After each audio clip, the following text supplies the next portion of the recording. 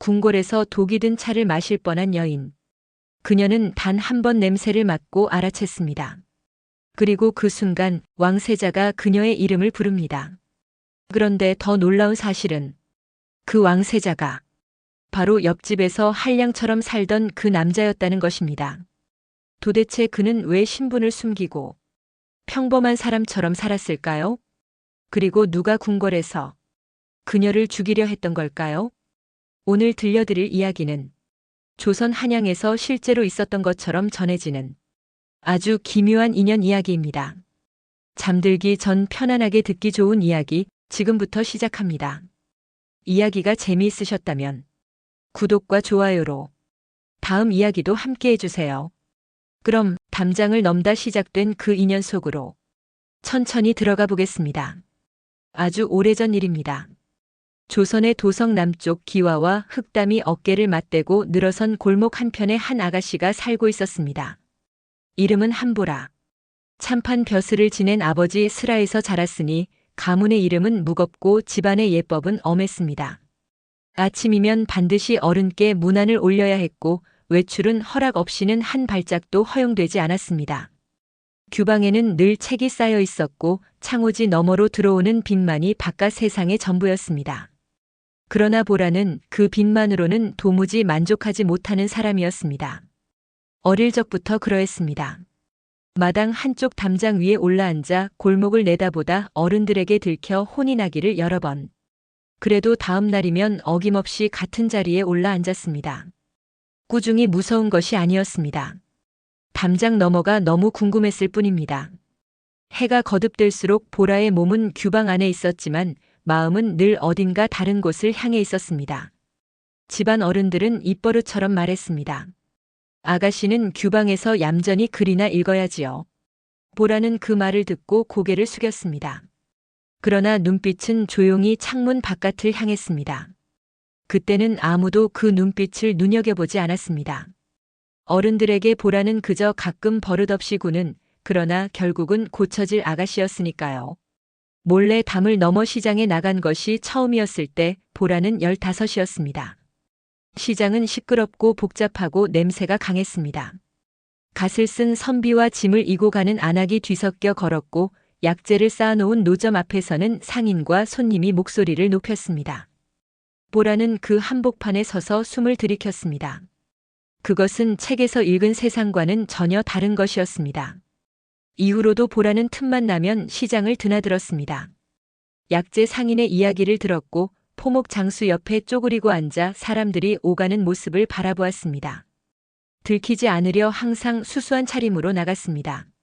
아무도 그가 참판댁 아가씨인 줄 몰랐습니다. 보라는 그 익명의 자유가 좋았습니다. 그러나 그 자유는 언제나 해가 지기 전에 끝나야 했습니다. 대문 안으로 돌아오면 다시 아가씨로 돌아와야 했고 저녁 문안을 올리고 방으로 들어가면 밖의 세상은 닫혔습니다. 보라는 그것이 싫었지만 달리 어찌할 방도도 알지 못했습니다. 그것이 자신의 삶이라는 것을 모르지 않았으니까요. 그러던 어느 봄날이었습니다. 도성 안에 소문이 퍼졌습니다. 왕실에서 새로 왕자빈을 찾는다는 것이었습니다. 혼기가 찬 처녀가 있는 집은 모두 이름을 올려야 한다는 명이 내려졌습니다. 집집마다 술렁였고 골목마다 그 이야기가 오갔습니다. 한참판의 얼굴은 그 소식을 듣자마자 환해졌습니다. 그는 기뻐서 어쩔 줄을 몰랐습니다. 집안 어른들도 마찬가지였습니다. 마당 한켠에서 어른들의 목소리가 높아지는 것이 방 안까지 들렸습니다. 영광이라는 말이 반복되었습니다. 가문의 복이라는 말도 들렸습니다. 보라는 그 소리를 방문 너머로 들으며 조용히 앉아 있었습니다. 궁궐, 높은 담장, 엄숙한 예법, 평생 그 안에서 살아가는 일. 보라의 마음속에서 무언가가 조용히 무너지는 소리가 났습니다. 궁궐에 들어가 평생 담장 안에서 산다고요? 그건 절대 싫어요. 아무에게도 하지 못한 말이었습니다. 보라는 그 말을 입안에 가둔 채 그날 밤 마당을 거닐었습니다. 달은 밝았고 바람은 차가웠습니다. 담장 너머 어딘가에서 풀벌레 소리가 들렸습니다. 보라는 오래 서 있었습니다. 지금까지 살아온 집의 담장도 이미 좁다 여겼는데 궁궐의 담장은 그보다 몇 배는 높고 두꺼울 것이었습니다. 한번 들어가면 나오는 일이 없다는 것도 알고 있었습니다. 그것은 더 이상 시장으로 나갈 수 없다는 뜻이기도 했고, 더 이상 골목 모퉁이에서 낯선 사람들의 이야기를 엿들을 수 없다는 뜻이기도 했습니다. 보라가 소중히 여기는 것들이 모두 닫히는 일이었습니다. 그런데 바로 그때였습니다. 옆집 담장 너머에서 낮은 웃음소리가 들려왔습니다. 보라는 멈추었습니다. 얼마 전부터 옆집 낡은 기와집에 누군가 들어와 살기 시작했다는 것은 알고 있었습니다. 남루한 행색의 젊은 사내라고 골목 사람들이 가끔 수군거렸습니다. 이름도 어디서 온 사람인지도 알려진 것이 없었습니다. 보라는 그날 밤 처음으로 그 담장 쪽을 오래 바라보았습니다. 웃음소리는 이내 사라졌고 이후 옆집은 다시 조용해졌습니다. 보라는 자리를 떠나 방으로 들어갔습니다. 그러나 쉬이 잠이 오지 않았습니다. 궁궐 이야기도 웃음소리도 머릿속에서 맴돌았습니다. 그날 밤 보라는 아직 알지 못했습니다. 그 낮은 웃음소리의 주인이 누구인지를, 그리고 그 담장 너머의 사내가 자신의 삶을 어떤 방향으로 흘러가게 만들 것인지를. 다만 이것 하나만은 분명했습니다. 보라는 궁궐에 들어가지 않을 방법을 반드시 찾아야 했습니다. 시간은 많지 않았고 명단은 이미 올라가고 있었습니다. 그리고 담장 너머 그 낯선 사내는 보라가 아직 꺼내지 못한 어떤 선택 가까이에 생각보다 훨씬 먼저 와 있었습니다. 다음 날 아침 보라는 일찍 일어났습니다. 잠을 깊이 이루지 못한 탓이었습니다. 창호지 너머로 희뿌연 새벽빛이 번져 들어올 무렵부터 이미 눈이 떠져 있었습니다. 보라는 한동안 천장을 바라보다가 조용히 몸을 일으켰습니다. 마당에는 아직 인기척이 없었습니다. 보라는 툇마루 끝에 앉아 무릎을 세우고 앉았습니다. 이른 아침의 공기는 차가웠고 담장 너머 어딘가에서 새 한 마리가 울다가 그쳤습니다. 집안은 고요했습니다. 그러나 그 고요함이 편안하지 않았습니다. 어젯밤부터 마음속에 자리 잡은 무언가가 아직 가라앉지 않고 있었습니다. 명단, 왕실, 궁궐의 담장. 보라는 눈을 감았다가 다시 떴습니다. 며칠 안에 이름이 올라갈 것이었습니다. 아버지 한참파는 이미 마음을 굳힌 표정이었고 집안 어른들은 혼례 이야기를 기정사실처럼 주고받고 있었습니다. 보라가 싫다고 말할 자리는 처음부터 없었습니다. 아니, 정확히는 그 말을 꺼낼 수 있는 사람이 아무도 없었습니다. 아버지 앞에서, 어른들 앞에서 보라는 늘 고개를 숙이는 쪽이었습니다. 그것은 두려움이 아니었습니다. 그저 오랜 세월 반복된 일이었습니다. 말해봤자 달라지는 것이 없다는 것을 일찍부터 알았고, 그래서 보라는 말 대신 다른 방법을 찾는 쪽을 택해왔습니다. 담을 넘는 것도 그런 방식이었습니다. 허락을 구하는 대신 몰래 나갔습니다. 들키면 혼이 났고 혼이 난 다음에는 또 몰래 나갔습니다. 그러나 이번에는 달랐습니다. 왕실의 명은 아버지의 명보다 높았고 담을 넘는다고 피할 수 있는 일이 아니었습니다. 보라는 그것을 알고 있었습니다. 그래서 다른 방법이 필요했습니다. 오전 내내 보라는 방 안에 앉아 생각을 거듭했습니다. 바느질감을 손에 쥐고 있었지만 바늘은 움직이지 않았습니다. 머릿속에서는 여러 가지 경우의 수가 오갔다가 사라지기를 반복했습니다. 아프다고 하는 것은 오래 버티기 어렵고 어디론가 사라지는 것은 처음부터 불가능한 일이었습니다. 그러다 보라의 생각이 한 곳에 멈추었습니다. 이미 마음에 둔 사람이 있는 처녀는 명단에서 제외된다는 이야기가 있었습니다. 왕실이 원하는 것은 정갈하고 결함 없는 규수였습니다.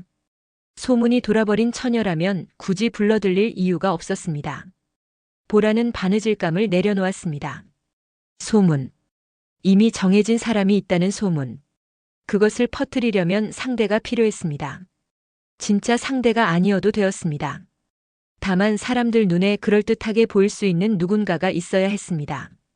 보라는 잠시 생각하다가 담장 쪽으로 고개를 돌렸습니다. 어젯밤에 웃음소리가 들려오던 방향이었습니다. 그날 오후 보라는 마당을 거닐다가 자연스러운 걸음으로 담장 쪽으로 다가갔습니다. 담장 돌틈 사이로 옆집 마당이 조금 들여다 보이는 자리가 있었습니다. 오래전부터 알고 있던 자리였습니다. 보라는 슬쩍 들여다보았습니다. 마루에 사내 하나가 앉아 있었습니다. 책을 펼쳐 무릎 위에 올려놓고 있었는데 시선은 책장 위에 고정되어 있었습니다. 남루하고 수수한 차림이었지만 앉아있는 자세가 어딘가 반듯했습니다. 나이는 그리 많지 않아 보였습니다. 젊은 서생처럼 보였습니다. 보라는 좀 더 자세히 들여다보려고 몸을 기울였습니다. 바로 그때였습니다. 사내가 책에서 눈을 들었습니다. 그리고 담장 쪽을 향해 조용히 말했습니다. 거기서 훔쳐보는 분 나오시지요. 보라는 순간 몸이 굳었습니다. 하마터면 중심을 잃고 담장에서 떨어질 뻔했습니다. 가까스로 몸을 추스르고 목소리를 가다듬었습니다. 누가 훔쳐봤다고 그래요? 담장 너머에서 낮은 웃음소리가 났습니다. 어젯밤에 들었던 바로 그 웃음이었습니다. 담장 위에서 떨어질 뻔한 분이요. 보라는 얼굴이 뜨거워지는 것을 느끼며 입술을 꾹 다물었습니다. 반박할 말이 없었습니다. 실제로 거의 떨어질 뻔했으니까요. 그것이 더 분했습니다. 그날은 그대로 자리를 피했습니다. 그러나 이상하게도 발걸음이 썩 가볍지는 않았습니다. 이튿날도 그 다음 날도 보라는 담장 근처를 어슬렁거렸습니다. 의도한 것인지 아닌지는 보라 자신도 분명하지 않았습니다. 다만 그쪽 방향으로 걷게 되었고 걷다 보면 담장 옆에 와 있었습니다. 사내는 대개 마루에 앉아 책을 읽거나 마당을 거닐고 있었습니다. 이름도 어디서 온 사람인지도 여전히 알 수 없었습니다. 인기척이 들리면 먼저 알아채는 것 같았고 그러면서도 먼저 말을 건네는 일은 없었습니다. 며칠이 지난 어느 오후였습니다. 보라는 담장 아래에 서서 한참을 망설이다가 낮은 목소리로 말을 꺼냈습니다. 저와 약혼한 사이인 척 연기해 주실 수 있나요? 담장 너머에서 잠시 침묵이 흘렀습니다. 사내의 목소리가 들려왔습니다. 왜 그런 일을? 보라는 잠깐 뜸을 들이다가 대답했습니다. 제가 궁궐에 들어가는 걸 막아야 하거든요. 다시 침묵이 흘렀습니다. 보라는 담장을 향해 서서 대답을 기다렸습니다. 거절당할 수도 있다는 것을 알고 있었습니다. 당연한 일이었습니다. 처음 말을 나눈 사이도 아니었고 서로의 이름조차 모르는 사이였습니다. 그러나 보라에게는 달리 방법이 없었습니다. 담장 너머에서 다시 그 낮은 웃음소리가 났습니다. 사내는 무어라 대답했고 보라는 그 말을 듣고 나서야 비로소 숨을 내쉬었습니다. 그러나 그때 보라는 알지 못했습니다. 그 짧은 대화가, 그 충동적인 부탁이 어떤 일의 시작이 되는지를. 궁궐을 피하려 뻗은 손이 오히려 궁궐 가장 깊은 곳으로 자신을 데려가는 길이 될 수도 있다는 것을. 담장 너머 그 사내가 보라가 짐작하는 것과는 전혀 다른 사람일 수 있다는 것도 그날의 보라는 아직 알지 못했습니다. 사내의 이름은 최도윤이었습니다. 보라가 그 이름을 알게 된 것은 부탁을 건넨 다음 날이었습니다. 담장 너머로 짧게 소개가 오갔고 그것이 두 사람이 이름을 주고받은 처음이었습니다. 도윤은 자신을 그저 글을 읽으러 잠시 도성에 머무는 서생이라고 했습니다. 더 이상의 말은 없었고 보라도 더 묻지 않았습니다. 중요한 것은 이름이 아니었습니다. 중요한 것은 그가 승낙했다는 사실이었습니다. 보라의 계획은 단순했습니다.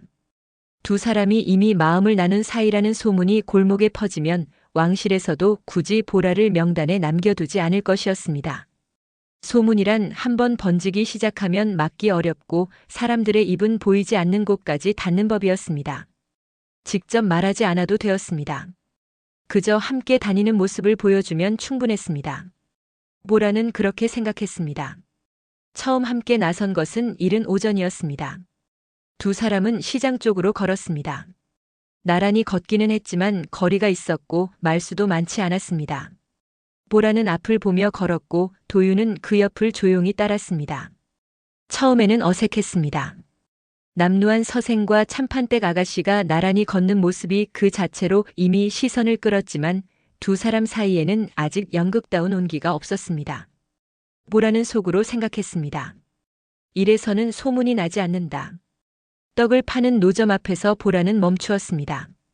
그리고 자연스러운 척 도윤 쪽으로 고개를 돌렸습니다. 저것 좀 사주시겠어요? 도윤은 잠시 보라를 바라보다가 말없이 노점 쪽으로 걸어갔습니다. 떡을 사서 돌아오는 도윤의 손에서 보라는 그것을 받았습니다. 노점 주인 할멈이 두 사람을 번갈아 보더니 소리 없이 웃었습니다. 보라는 그 웃음을 놓치지 않았습니다. 그날 이후로 두 사람은 며칠에 한 번씩 함께 나섰습니다. 시장을 걸었고 강가를 따라 걷기도 했습니다. 사람들이 많은 곳에서는 일부러 가까이 걷고 아는 얼굴이 보이면 자연스러운 표정을 유지하려 애썼습니다. 보라는 그것이 연극이라는 것을 항상 머릿속에 새기고 있었습니다. 감정이 섞이면 안 되는 일이었습니다. 목적이 분명한 일이었습니다. 그런데 이상한 것은 며칠이 지나도 두 사람 사이에 어색함이 가시지 않는다는 점이 아니었습니다. 오히려 반대였습니다. 어느 날 강가를 걷다가 보라가 돌부리에 걸려 비틀거렸을 때 도윤이 별말 없이 팔을 내밀었습니다. 보라는 그 팔을 잡았다가 인해 놓았습니다. 도윤은 그 일에 대해 아무 말도 하지 않았습니다. 보라도 마찬가지였습니다. 그러나 그날 돌아오는 길은 오가던 길보다 조금 짧게 느껴졌습니다. 또 어느 날은 시장 한복판에서 잡물을 파는 노점 앞에 보라가 오래 서 있었습니다. 낡은 약재 그림이 그려진 책자를 들여다보고 있었는데 도윤이 옆에 와 서더니 낮은 목소리로 그 약재의 이름을 하나씩 짚어 말해주었습니다. 보라는 처음에는 그저 흘려들었지만 도윤의 말이 틀리지 않는다는 것을 알아채면서부터 귀를 기울였습니다. 서생이 약재를 아는 것은 이상한 일이 아니었습니다. 그러나 도윤이 아는 것은 책에서 읽은 수준이 아닌 것 같았습니다. 보라는 그것이 마음에 걸렸지만 묻지 않았습니다. 두 사람 사이에는 묻지 않는 것들이 점점 쌓이고 있었습니다. 한편 소문은 퍼지기 시작했습니다. 골목 어귀에서 만나는 안악들이 보라를 보며 수군거렸고 시장에서 안면이 있는 상인들이 도윤을 슬쩍 훑어보는 눈길을 보냈습니다. 보라의 귀에도 몇 가지 말들이 흘러들어왔습니다. 그런데 그 소문의 내용이 보라의 예상과는 달랐습니다. 수상한 사이라거나 집안 몰래 만난다거나 하는 말이 아니었습니다. 두 사람이 참 보기 좋다더라. 저런 인연이면 하늘이 맺어준 거지. 보라는 그 말을 전해 듣고 한동안 말이 없었습니다. 소문이 퍼지기는 했는데 방향이 전혀 엉뚱한 쪽으로 흘러가고 있었습니다. 왕실 명단에서 제외될 구실이 되려면 집안에서 난색을 표할 만한 소문이어야 했습니다. 그런데 사람들은 두 사람을 보며 오히려 흐뭇해하고 있었습니다. 보라는 머리를 감싸쥐었습니다. 도윤에게 그 말을 전했을 때 도윤은 잠시 아무 말 없이 있다가 조용히 웃었습니다. 아마 우리가 연기를 너무 잘했나 봅니다. 보라는 그 말에 대꾸하지 않았습니다. 연기를 잘한 것인지 아니면 다른 무언가가 사람들의 눈에 비친 것인지 보라 자신도 선뜻 말할 수가 없었기 때문입니다. 그것이 불편했습니다. 계획대로 흘러가지 않는 것도 불편했지만 그보다 더 불편한 것은 따로 있었습니다. 보라는 도윤과 함께 걸었던 날들을 되짚어 보면서 그 시간들이 연극이었는지 아닌지를 스스로도 분명히 말하기 어렵다는 것을 알아챘습니다. 그것은 보라가 예상하지 못한 일이었습니다. 계획에는 그런 항목이 없었습니다. 보라는 그날 밤 방 안에 앉아 등잔불을 바라보았습니다. 불꽃이 조용히 흔들렸습니다. 소문은 잘못된 방향으로 번지고 있었고 시간은 계속 흘러가고 있었습니다. 왕실의 명단은 아직 확정되지 않았지만 마냥 기다릴 수 있는 날이 많지 않다는 것도 알고 있었습니다. 그런데 그날 밤 보라의 머릿속을 오래 맴돈 것은 그런 계산이 아니었습니다. 강가에서 도윤이 내밀었던 팔도 아니었고 약재 이름을 짚어주던 낮은 목소리도 아니었습니다. 그것은 한 가지 작은 의문이었습니다. 도윤은 왜 단번에 승낙했는가? 처음 만난 사이도 아니었지만 그렇다고 사정을 속속들이 아는 사이도 아니었습니다. 그런데도 도윤은 길게 따지지 않았습니다. 웃으며 고개를 끄덕였습니다. 마치 처음부터 그럴 생각이 있었던 사람처럼. 보라는 그 점을 한 번도 제대로 생각해 보지 않았습니다. 지금 이 연극에서 도윤이 바라는 것이 무엇인지를.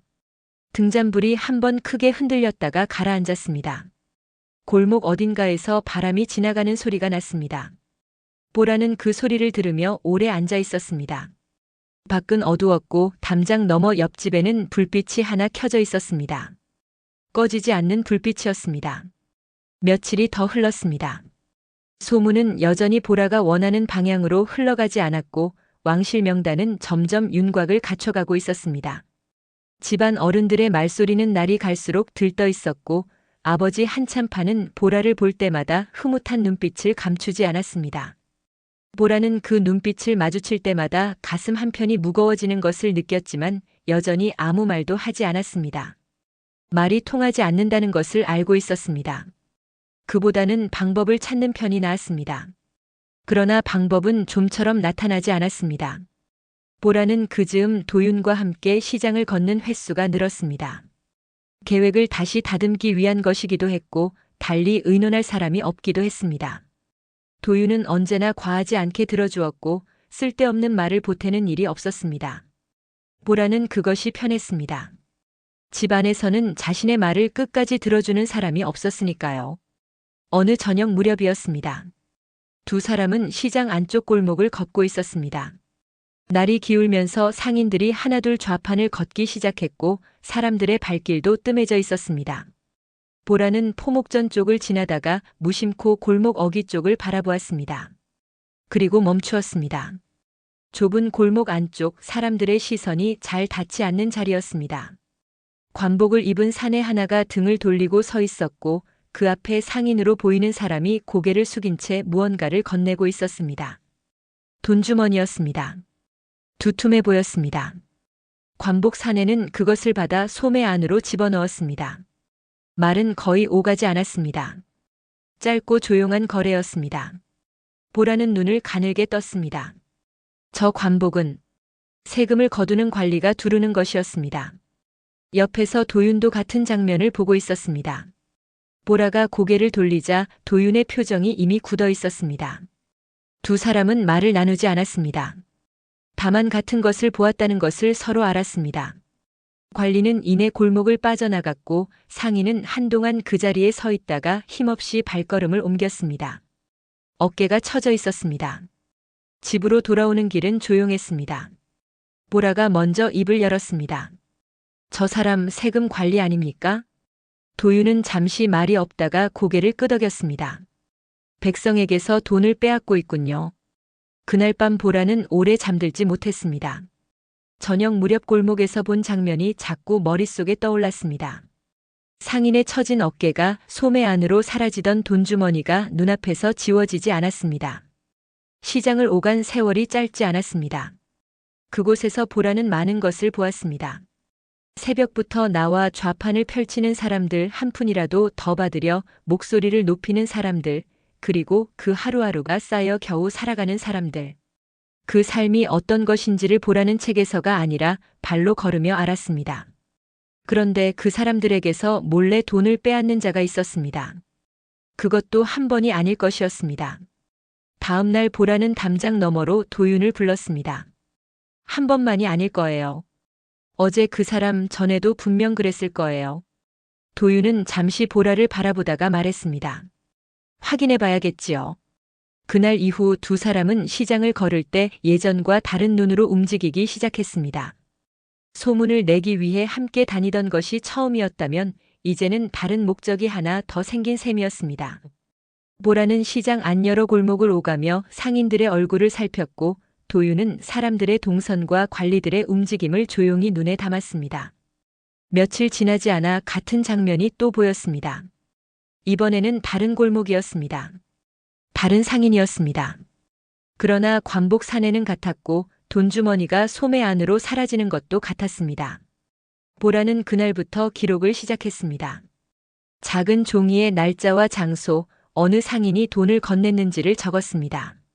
도윤은 그 기록을 함께 살펴보며 빠진 것을 보태거나 정리했습니다. 두 사람은 서로의 역할을 따로 정하지 않았지만 자연스럽게 나뉘었습니다. 보라는 상인들 가까이에서 움직였고 도윤은 조금 떨어진 자리에서 전체를 바라보았습니다. 기록은 며칠 사이에 제법 쌓였습니다. 한 사람이 아니었습니다.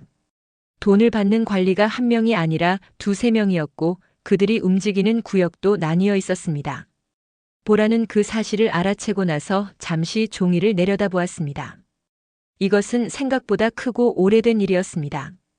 도윤도 같은 것을 읽고 있었습니다. 기록을 들여다보던 도윤의 눈빛이 조용히 가라앉았습니다. 보라는 그 눈빛을 보면서 도윤이 이 일을 단순히 보고만 있지 않으리라는 것을 느꼈습니다. 그러나 여전히 묻지 않았습니다. 두 사람 사이에는 그런 거리가 있었습니다. 함께 걷고 함께 보고 함께 기록했지만 서로의 안쪽을 들여다보는 일은 없었습니다. 그것이 불편하지는 않았습니다. 다만 가끔 보라는 도윤이 무언가를 말하지 않고 있다는 느낌을 받았습니다. 작은 것들이 그랬습니다. 관리들의 움직임을 이야기할 때 도윤은 때로 너무 정확했습니다. 어느 시각에 어느 골목을 지나는지, 누가 누구에게 보고를 올리는지, 시장을 드나드는 서생이 알기에는 조금 이상한 것들이었습니다. 보라는 그런 순간마다 입을 다물었습니다. 물으면 대답할 것인지, 대답한다면 어디까지 말할 것인지, 그것을 알 수 없었기 때문입니다. 그리고 솔직히 말하면 보라는 그 대답이 무엇이든 지금 이 일을 계속하고 싶었습니다. 궁궐 이야기도 명단 이야기도 잠시 뒤로 밀려 있었습니다. 지금 눈앞에 있는 이 기록이 저 상인들의 처진 어깨가 더 마음을 붙잡고 있었습니다. 그것이 보라 자신도 조금 뜻밖이었습니다. 기록이 어느 정도 쌓인 어느 저녁이었습니다. 두 사람은 나란히 앉아 종이를 펼쳐놓고 있었습니다. 도윤은 오래 그것을 들여다보다가 낮은 목소리로 말했습니다. 이걸로 부패한 관리들을 잡을 수 있습니다. 보라는 그 말을 듣고 도윤을 바라보았습니다. 그 말의 무게가 가볍지 않다는 것을 알았습니다. 부패한 관리를 잡는다는 것은 이 기록을 누군가에게 넘긴다는 뜻이었습니다. 그 누군가가 누구인지, 도윤이 그것을 어떻게 할 수 있는지 보라는 여전히 알지 못했습니다. 그러나 도윤의 말투는 할 수 있다고 했습니다. 막연히 그런 말이 아니었습니다. 무언가를 알고 있는 사람의 말투였습니다. 보라는 그날 밤 집으로 돌아오면서 생각했습니다. 이 사람은 누구인가? 서생이라고 했습니다. 글을 읽으러 잠시 도성에 머문다고 했습니다. 남루한 옷을 입고 낡은 기와집에 살고 혼자 마루에 앉아 책을 읽었습니다. 그런데 관리들의 동선을 꿰고 있었고 부패한 자들을 잡을 수 있다고 말했습니다. 어느 것이 진짜인지 보라는 알 수 없었습니다. 대문 안으로 들어서는데 등 뒤로 바람이 지나갔습니다. 보라는 걸음을 멈추고 잠시 하늘을 올려다보았습니다. 달이 구름 사이로 들어갔다가 다시 나왔습니다. 이 기록이 어디로 흘러가게 될지, 그리고 도윤이 진짜 어떤 사람인지, 두 가지 의문이 같은 무게로 보라의 마음속에 자리를 잡았습니다. 그날 밤 아무 일도 일어나지 않은 것처럼 보였지만 사실은 이미 무언가가 돌이킬 수 없는 방향으로 움직이기 시작하고 있었습니다. 결국 오고야 말았습니다. 보라가 그토록 막으려 했던 그날이 어느 아침 아무런 예고도 없이 당도했습니다.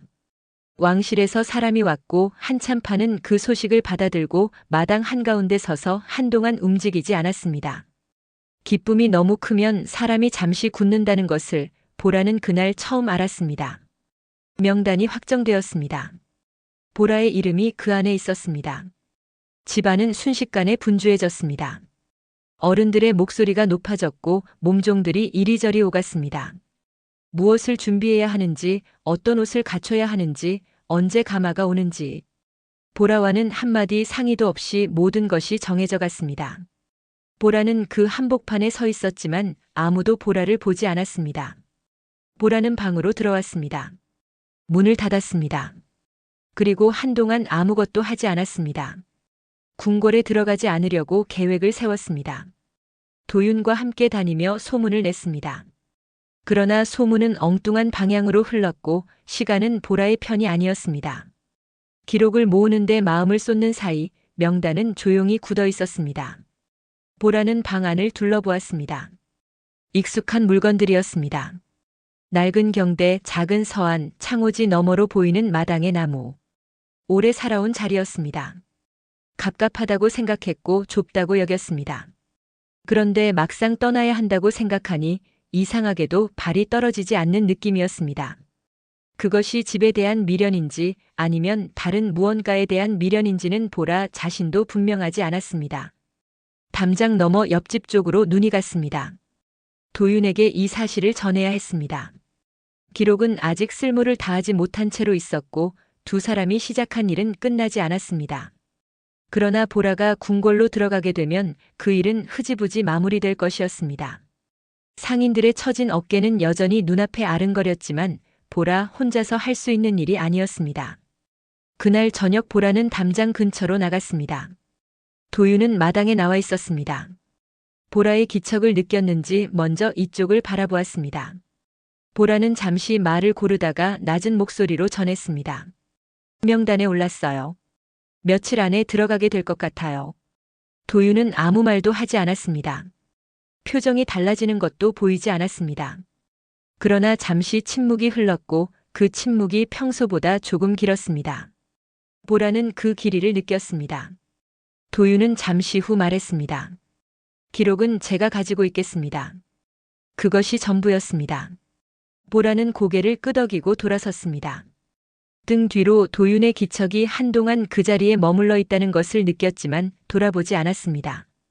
가마가 온 것은 그로부터 사흘 뒤였습니다. 이른 아침이었습니다.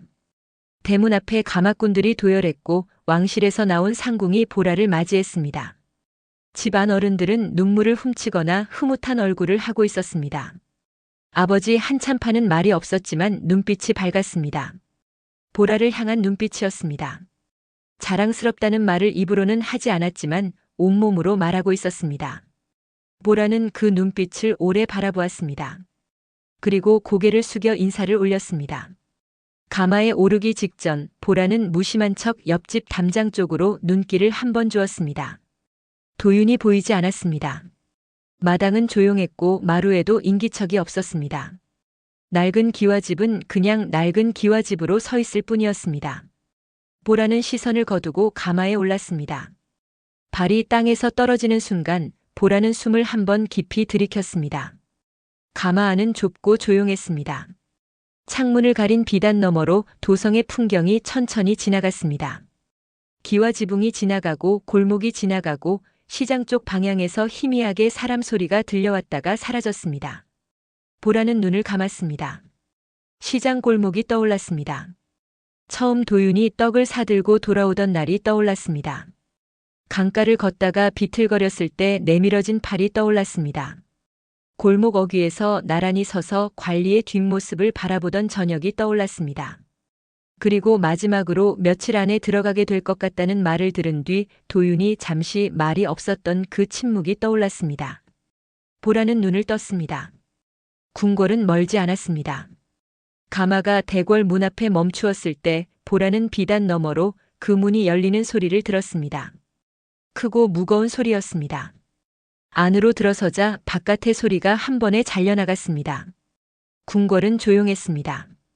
너무 조용했습니다. 보라는 상궁을 따라 긴 복도를 걸었습니다. 발소리가 또렷하게 울렸습니다. 좌우로 높은 담장이 이어졌고 하늘이 좁게 잘려 보였습니다. 마당은 넓었지만 사람은 적었습니다. 건물들은 크고 반듯했지만 어딘가 차가운 느낌이었습니다. 보라는 속으로 중얼거렸습니다. 여긴 숨이 막힐 것 같아. 처소로 안내받았습니다. 넓고 정갈한 방이었습니다. 병풍이 둘러쳐 있었고 창호지는 새 것이었습니다. 보라는 그 방 한가운데 앉아 잠시 천장을 바라보았습니다. 집에 있던 방보다 몇 배는 넓었습니다. 그런데도 더 좁은 느낌이었습니다. 며칠이 흘렀습니다. 궁궐 안의 시간은 바깥과 달리 흘렀습니다. 아침에 일어나 예를 올리고 정해진 시각에 식사를 하고 정해진 자리에 앉아 정해진 것들을 했습니다. 보라는 그 흐름을 따랐습니다. 어긋나지 않으려 했습니다. 그러나 마음의 한편은 늘 다른 곳에 가 있었습니다. 후보로 들어온 처녀들이 여럿이었습니다. 보라는 그 사이에 앉아 조용히 고개를 숙이고 있었습니다. 그리고 어느 날 오후였습니다. 왕자가 후보 처녀들을 살피러 나타난다는 말이 돌았습니다. 처소 안이 조용히 술렁였습니다. 상궁들이 부산하게 움직였고 처녀들은 옷매무새를 고치고 자리를 잡았습니다. 보라도 정해진 자리에 앉았습니다. 고개를 숙이고 있었습니다. 발소리가 들려왔습니다. 가깝고 고른 발소리였습니다. 보라는 고개를 든 채 눈만 아래로 향하고 있었습니다. 발소리가 멈추었습니다. 잠시 침묵이 흘렀습니다. 보라는 그때 이상한 느낌을 받았습니다. 눈앞에 서 있는 사람에게서 무언가 익숙한 것이 느껴졌습니다. 냄새는 아니었습니다. 기척도 아니었습니다. 설명하기 어려운 어떤 것이었습니다. 보라는 천천히 고개를 들었습니다. 그리고 숨이 멎었습니다. 왕자의 얼굴이 눈앞에 있었습니다. 보라가 그 얼굴을 알았습니다. 너무나 잘 아는 얼굴이었습니다. 담장 너머 낡은 기와집 마루에 앉아 책을 읽던 사람. 강가에서 말없이 팔을 내밀던 사람. 골목 어귀에서 나란히 서서 관리의 뒷모습을 바라보던 사람. 그리고 며칠 안에 들어가게 될 것 같다는 말을 들은 뒤 아무 말 없이 침묵하던 사람. 최도윤이었습니다. 보라는 움직이지 못했습니다. 도윤은 보라를 바라보고 있었습니다. 그 눈빛이 흔들리지 않았습니다. 놀란 기색도 없었습니다. 마치 이미 알고 있었던 사람처럼 보라의 머릿속에서 지난 날들이 한꺼번에 스쳐 지나갔습니다. 서생이라고 했습니다. 글을 읽으러 잠시 머문다고 했습니다. 그 말들이 지금 이 자리에서 다른 무게로 쏟아져 내려왔습니다. 그날 밤 보라는 오래 잠들지 못했습니다. 천장을 바라보며 지난 모든 날들을 되짚었습니다. 담장 위에서 들여다보다 들켰던 날, 처음 부탁을 건넸던 날, 함께 시장을 걷고 강가를 걷고 기록을 모으던 날들. 그 모든 날들이 지금 이 순간과 이어져 있었습니다. 그리고 한 가지 물음이 가라앉지 않았습니다. 도윤은 처음부터 알고 있었던 것인가?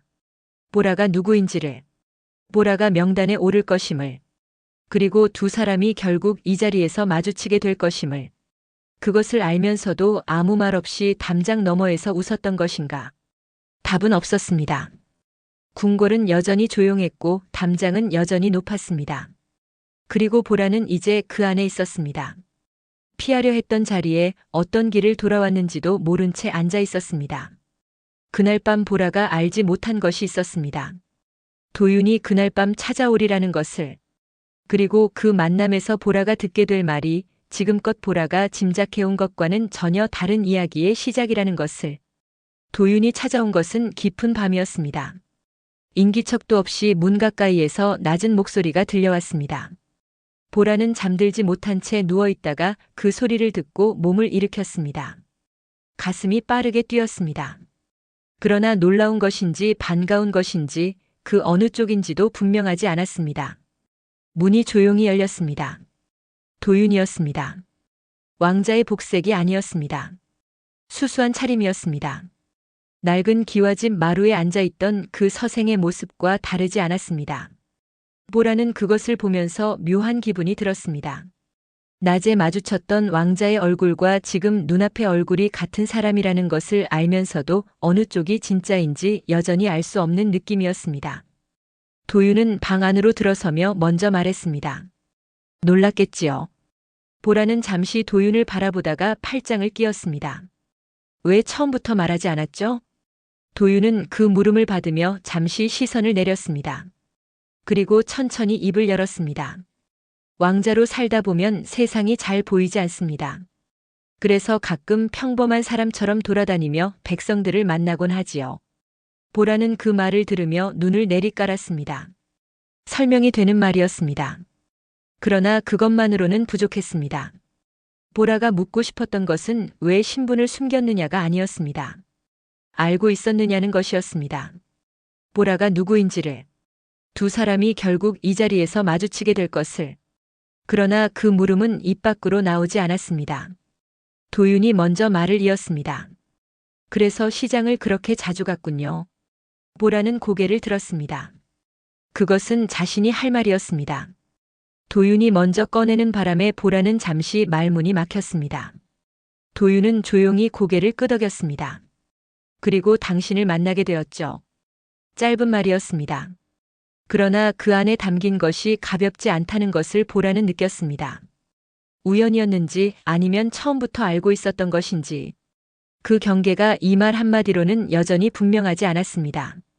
보라는 잠시 침묵했습니다. 방 안이 고요했습니다. 먼 곳에서 야경꾼의 발소리가 들려왔다가 사라졌습니다. 두 사람은 같은 공간에 있었지만 각자 다른 생각 속에 있는 것처럼 보였습니다. 그때 도윤이 품 안에서 무언가를 꺼냈습니다. 종이였습니다. 보라는 그것을 알아보았습니다. 두 사람이 함께 모은 기록이었습니다. 날짜와 장소, 관리들의 이름과 상인들의 피해가 또렷하게 적혀 있는 그 종이들이었습니다. 보라가 궁궐로 들어오던 날 도윤에게 맡긴 것들이었습니다. 도윤은 그것을 보라 앞에 펼쳤습니다. 이걸로 부패한 관리들을 잡을 수 있습니다. 보라는 종이를 내려다보았습니다.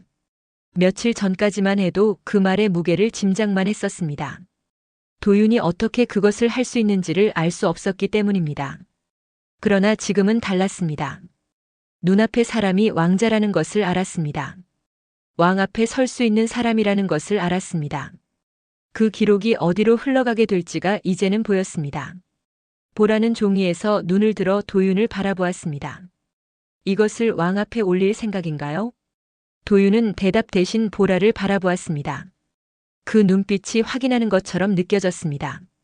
보라가 두려워하지 않는지를, 이 일에 끝까지 함께할 의지가 있는지를. 보라는 시선을 내리지 않았습니다. 도윤이 천천히 고개를 끄덕였습니다. 두 사람은 그날 밤 오래 마주 앉아 있었습니다. 기록을 다시 살폈습니다. 빠진 것이 없는지, 순서가 맞는지, 어느 대목이 가장 분명한 증거가 되는지를 짚어나갔습니다. 말이 많지 않았습니다. 그러나 오가는 말들은 하나같이 필요한 것들이었습니다. 보라는 그 시간이 낯설지 않았습니다. 시장 골목에서 나란히 앉아 기록을 맞추던 날들과 다르지 않았습니다. 다만 한 가지가 달랐습니다. 그때는 도윤이 누구인지 몰랐고 지금은 알고 있었습니다. 그것이 두 사람 사이의 공기를 조금 다르게 만들었습니다. 더 무거웠습니다. 그러나 더 단단하기도 했습니다. 날이 밝기 전에 도윤이 자리에서 일어섰습니다. 보라는 도윤이 나가는 것을 바라보다가 낮은 목소리로 물었습니다. 언제부터 알고 있었나요? 도윤이 걸음을 멈추었습니다. 등을 보인 채로 잠시 서 있었습니다. 보라는 그 침묵이 길어지는 것을 느꼈습니다. 대답하지 않을 수도 있다고 생각했습니다. 그러나 도윤은 돌아보지 않은 채로 짧게 말했습니다. 담장 위에서 떨어질 뻔하던 날부터요. 그리고 문이 닫혔습니다. 보라는 그 자리에 오래 앉아 있었습니다.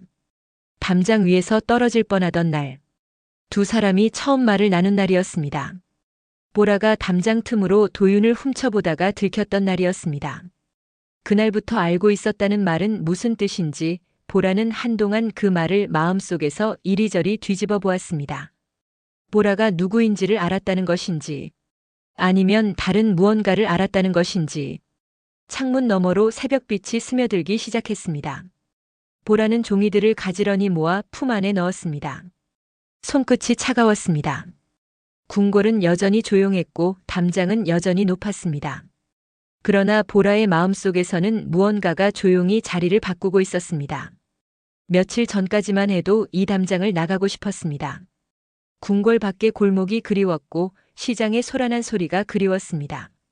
그러나 지금 이 순간 보라의 마음을 붙잡고 있는 것은 그런 것이 아니었습니다.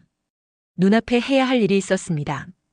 아직 끝나지 않은 기록이 있었고 아직 벌을 받지 않은 자들이 있었습니다. 그리고 그 일을 함께하는 사람이 있었습니다. 담장 너머에서 낮은 웃음소리를 내던 그 사람이 지금은 같은 담장 안에 있었습니다. 그것이 우연인지 필연인지는 아직 알 수 없었습니다. 다만 보라는 이제 한 가지를 알았습니다. 도윤이 처음부터 알고 있었다면 그는 보라를 선택한 것입니다. 이 일의 시작부터 끝까지 보라와 함께하기로 마음을 정한 것입니다. 담장을 사이에 두고 시장 골목을 걸으며 말없이 기록을 맞추면서 그렇다면 이제 보라도 선택해야 했습니다. 이 자리에서 무엇을 할 것인지를. 종이를 품에 안은 채로 보라는 창문 쪽을 바라보았습니다. 새벽빛이 점점 밝아지고 있었습니다. 궁궐의 아침이 시작되고 있었습니다. 어디선가 물 깃는 소리가 들렸고 멀리서 새 소리가 났습니다. 보라는 자리에서 일어섰습니다. 그리고 그날 이후로 보라는 궁궐 안에서 다른 눈으로 움직이기 시작했습니다. 상궁들의 말 한마디도 흘려듣지 않았고 어느 관리가 어느 처소를 드나드는지도 눈에 담았습니다. 기록하는 버릇은 궁궐 안에서도 사라지지 않았습니다. 담장 너머의 세상을 보려 했던 아가씨가 이제는 담장 안의 세상을 들여다보고 있었습니다. 그것이 어떤 결말로 이어질지는 아직 아무도 몰랐습니다. 다만 왕 앞에 기록이 펼쳐지는 날이 가까워지고 있었습니다. 그리고 그 자리에서 보라가 어떤 사람으로 서게 될지가 이 이야기의 마지막을 결정짓게 될 것이었습니다. 그날이 온 것은 봄이 막 저물어 가던 무렵이었습니다. 궁궐 안에 조용한 긴장이 흘렀습니다. 보라는 그 긴장을 며칠 전부터 느끼고 있었습니다. 상궁들의 움직임이 평소와 달랐고 도윤의 처소 쪽에서 오가는 사람들의 발소리가 잦아졌습니다. 무언가가 준비되고 있었습니다. 보라는 품 안의 종이를 매일 아침 확인했습니다. 손때가 묻어 가장자리가 조금 달아 있었습니다. 드디어 왕 앞에 나아가는 날이었습니다. 보라는 이른 아침 단정히 옷매무새를 고쳤습니다. 손이 차가웠습니다. 며칠 전부터 이 순간을 생각해왔지만 막상 그날이 되자 발이 조금 무거웠습니다. 두려운 것이 아니었습니다. 다만 이 기록이 제대로 닿아야 한다는 생각이 온몸을 짓누르는 것 같았습니다. 상궁이 안내하는 대로 보라는 긴 복도를 걸었습니다. 발소리가 울렸습니다. 좌우로 높은 기둥이 늘어서 있었고 천장은 멀었습니다. 보라는 고개를 들고 걸었습니다. 시장 골목에서 걸을 때와 같은 걸음이었습니다. 담을 넘을 때와 같은 마음이었습니다. 편전에 들어서자 왕이 있었습니다. 도윤도 그 자리에 있었습니다. 왕자의 복색이었습니다. 보라와 눈이 마주쳤지만 도윤은 표정을 바꾸지 않았습니다. 다만 눈빛이 잠시 머물렀다가 거두어졌습니다. 보라는 예를 올리고 자리에 앉았습니다. 도윤이 먼저 왕 앞에 기록의 경위를 아뢰었습니다. 언제부터 어떤 일이 있었는지, 어떤 경로로 이 사실을 알게 되었는지를 차분하게 말했습니다. 왕은 듣는 내내 말이 없었습니다. 표정도 크게 달라지지 않았습니다. 다만 눈빛이 점점 가라앉고 있었습니다. 그리고 도윤의 말이 끝날 무렵 왕이 보라 쪽으로 시선을 돌렸습니다. 보라는 품 안에서 종이를 꺼냈습니다. 두 손으로 받쳐 왕 앞에 올렸습니다. 손이 떨리지 않았습니다. 이상하게도 그 순간만큼은 마음이 고요했습니다. 왕은 종이를 받아 천천히 읽었습니다. 한 장이 지나고 또 한 장이 지났습니다. 편전 안이 조용했습니다. 멀리서 바람이 지나가는 소리만 들렸습니다. 보라는 고개를 숙인 채 기다렸습니다. 종이를 모으던 날들이 머릿속을 스쳤습니다. 골목 어귀에서 본 상인의 처진 어깨가 스쳤습니다. 도윤과 나란히 앉아 날짜를 맞추던 저녁이 스쳤습니다. 왕이 종이를 내려놓았습니다. 잠시 침묵이 흘렀습니다. 이 일을 밝혀낸 처자가 바로 너냐? 보라는 고개를 더 낮추었습니다. 우연히 보았을 뿐입니다. 왕은 잠시 보라를 바라보다가 낮게 웃었습니다. 지혜롭고 용감한 아이다. 그 말이 편전 안에 조용히 울렸습니다. 보라는 고개를 든 채 아무 말도 하지 않았습니다. 칭찬이 기쁘지 않은 것이 아니었습니다. 다만 그 말보다 앞서 생각나는 것이 있었습니다. 이 기록이 제대로 쓰이게 될 것인지가 더 마음에 걸렸습니다. 그날 이후 일은 빠르게 움직였습니다. 부패한 관리들이 하나둘 불려갔습니다. 기록에 이름이 오른 자들이었습니다. 시장 골목에서 돈주머니를 받던 자들이었습니다. 왕은 그들을 모두 엄히 다스렸습니다. 궁궐 안에서 그 소식이 퍼졌고 바깥 도성에서도 소문이 돌았습니다. 보라는 그 소식을 전해 들으며 오래 창밖을 바라보았습니다. 시장 골목 상인들의 얼굴이 떠올랐습니다. 이름도 모르는 얼굴들이었습니다. 그러나 그 어깨의 무게는 기억하고 있었습니다. 그 무게가 조금은 가벼워질 것이었습니다. 보라는 그것으로 충분하다고 생각했습니다. 그리하여 보라는 왕자의 배우자로 선택되었습니다. 왕의 뜻이었고 도윤의 뜻이기도 했습니다. 보라는 그 결정을 받아들였습니다. 궁궐을 피하려 했던 것이 엊그제 같았습니다. 담장이 싫었고 높은 예법이 싫었고 정해진 자리에 앉아 정해진 것만 하는 삶이 싫었습니다. 그러나 지금의 보라는 그때의 보라와 조금 달랐습니다. 담장의 높이가 달라진 것이 아니었습니다. 예법이 사라진 것도 아니었습니다. 다만 이 담장 안에서도 해야 할 일이 있다는 것을, 볼 수 있는 것이 있다는 것을 보라는 이미 알아버렸습니다. 그것을 알아버린 사람은 더 이상 그 전과 같은 눈으로 담장을 바라볼 수 없었습니다. 혼례는 조용히 치러졌습니다. 보라는 그날을 또렷하게 기억했습니다. 예복이 무거웠고 절차가 길었습니다. 그러나 도윤이 맞은편에 서 있었고 두 사람은 그 긴 절차를 함께 견뎌냈습니다. 말은 없었습니다. 다만 가끔 눈이 마주쳤고 그때마다 도윤의 눈빛이 담장 너머에서 웃음소리를 내던 그 서생의 눈빛과 다르지 않았습니다. 보라는 그것이 좋았습니다. 왕자빈이 되었지만 두 사람의 습관은 바뀌지 않았습니다. 혼례가 치러지고 며칠이 지난 어느 밤이었습니다. 달이 밝았습니다. 궁궐 안에 인기척이 뜸해진 시각이었습니다. 보라는 처소에 앉아 있다가 문 밖에서 낮은 기척을 들었습니다. 알아듣지 못할 만큼 작은 소리였지만 보라는 단번에 알았습니다. 보라는 밖으로 나갔습니다. 달빛 아래 도윤이 서 있었습니다. 왕자의 복색이 아니었습니다. 수수한 차림이었습니다. 낡은 기와집 마루에 앉아있던 그 서생의 모습이었습니다. 도윤이 담장 쪽을 눈짓으로 가리켰습니다. 보라는 잠시 그 담장을 바라보았습니다. 높았습니다. 그러나 넘지 못할 높이는 아니었습니다. 예전에 집 담장을 넘던 것과 크게 다르지 않았습니다. 도윤이 낮은 목소리로 말했습니다. 먼저 올라가시오. 보라는 담장을 바라보다가 도윤을 바라보았습니다. 아니요, 왕자님이 먼저요. 도윤이 웃었습니다. 담장 너머 낡은 기와집에서 처음 들었던 그 웃음소리였습니다. 보라는 그 웃음을 들으면서 이상하게도 오래전 일이 생각났습니다. 처음 담장을 넘어 시장에 나가던 날, 15이었습니다. 가슴이 두근거렸고 발이 조금 떨렸습니다. 그러나 막상 담장을 넘고 나서 발을 디딘 땅은 생각보다 단단했습니다. 결국 두 사람은 함께 담장을 넘었습니다. 나란히 올라서서 나란히 내려왔습니다. 어느 쪽이 먼저랄 것도 없이 같은 순간이었습니다. 그리고 몰래 시장으로 나갔습니다. 밤의 시장은 낮과 달랐습니다. 좌파는 거의 거쳐 있었고 골목은 조용했습니다. 그러나 달빛이 밝았습니다. 두 사람은 그 달빛 아래 나란히 걸었습니다. 말이 많지 않았습니다. 걸음이 빠르지도 않았습니다. 그냥 걸었습니다. 그것으로 충분했습니다. 도윤이 걸으면서 낮은 목소리로 말했습니다. 왕자빈이 담을 넘는 건 좀 위험한데요. 보라는 앞을 보며 걸으면서 활짝 웃었습니다. 그러면 왕자님이 같이 넘어주셔야죠. 달빛 아래 두 사람의 웃음소리가 조용한 도성에 퍼졌습니다. 시장 골목에 기와 지붕 위에 담장 너머 낡은 기와집 마당에 그 웃음소리가 잠시 머물렀다가 바람에 실려 흩어졌습니다. 옛사람들은 말했습니다. 마음이 맞는 사람끼리는 담장도 길이 된다고. 그 말이 어디서 나온 것인지는 아무도 기억하지 못했습니다. 다만 그 말을 들으면 왠지 모르게 고개가 끄덕여졌습니다. 살다 보면 누구나 한 번쯤은 넘어야 할 담장이 있고 그 담장 너머에 무엇이 있는지를 혼자서는 알 수 없는 법이었으니까요.